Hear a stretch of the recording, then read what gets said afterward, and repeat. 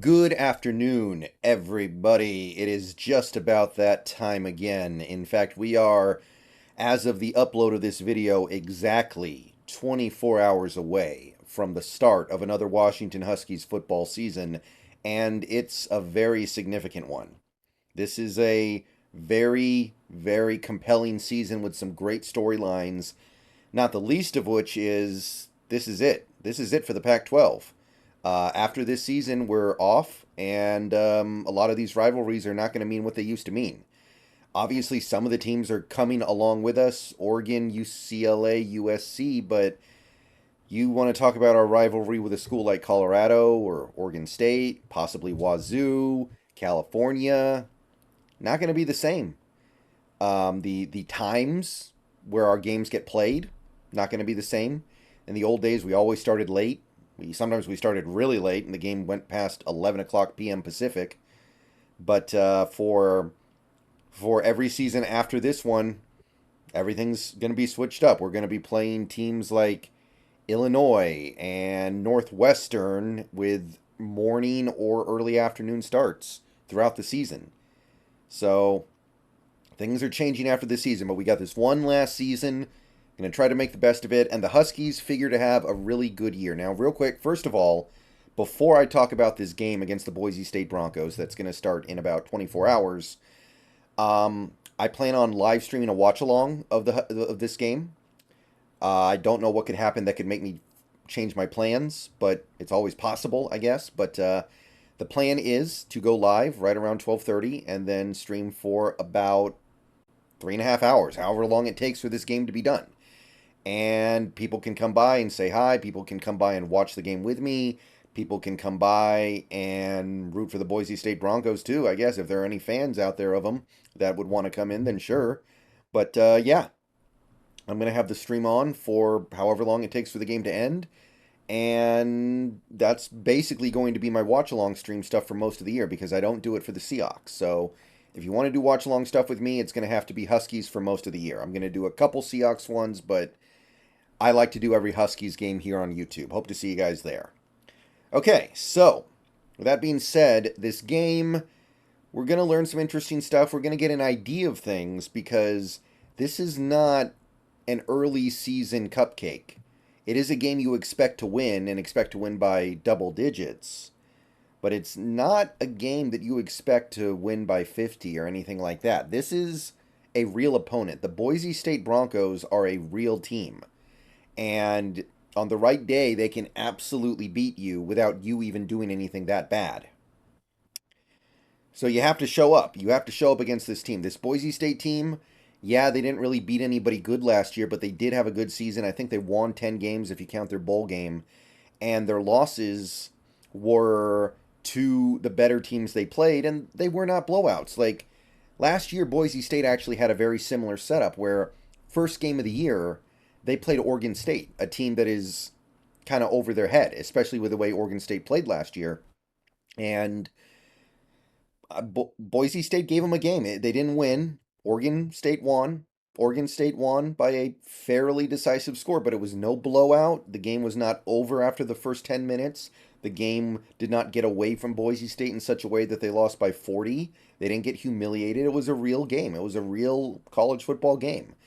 And I think this year you're going to see something similar. They did lose J.L. Skinner, who was maybe their best all-around player on defense, but seems like a lot of the important stuff from last year is coming back. They had a good rushing attack last year. They ran the ball fairly effectively throughout the season. Passing attack, not so much, but they were able to put up nearly 30 points a game. Again, most of that is against the lackluster competition they're playing. Teams like Utah State, teams like Nevada, teams where you're going to pile up points because they're not going to offer very much resistance. I understand that, but this is not. There are definitely schools out there that Washington could have played in this first game at home that I would have expected to beat by like 40, 45 points. But Boise State is not one of those teams. Their defense was pretty good last year, too. I know, like I said, they lost Skinner, but it's a pretty decent defense from last year, decent amount of stuff returning. So put it all together, and I'm not expecting a 40-point win. I'm not even really expecting like a 25-point win. I'm thinking you win by if you can win by 2 touchdowns or more, you did well. And at the end of the day, the goal is just to win. I don't think the goal is to rack up any crazy style points. I don't think the goal is to humiliate them until they decide they want to forfeit the fourth quarter or something like that. I don't think any of that's realistic. This team is just a little too good. And there may be opportunities for this Huskies team to have games like that down the line. I don't think Boise State's going to be that team. That being said, I definitely expect to win.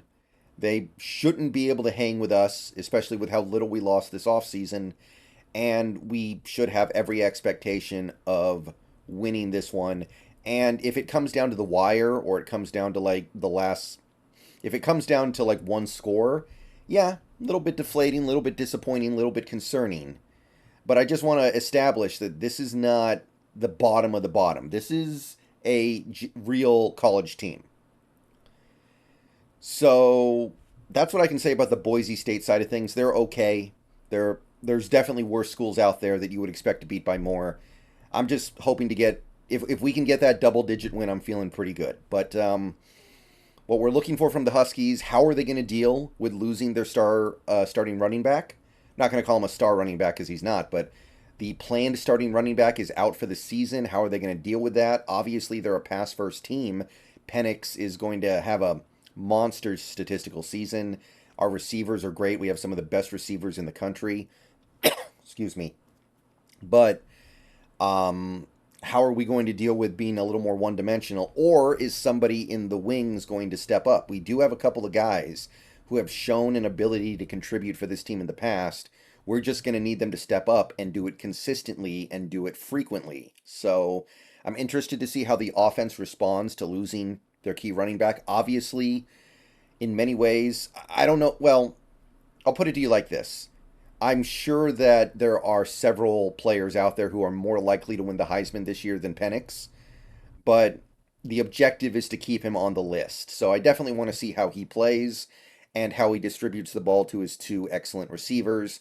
And I want to see how this offense continues to work even with the diminished ability of the running game to affect things.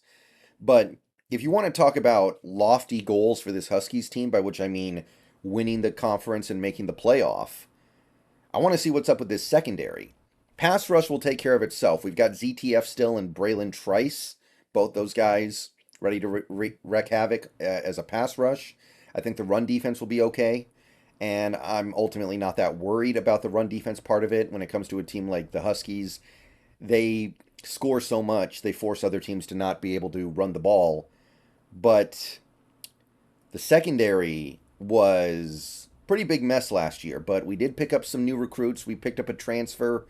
And there's reason to believe the secondary is going to be better this year. Now, it's an easy test against Boise State because while they're okay, their passing game is not.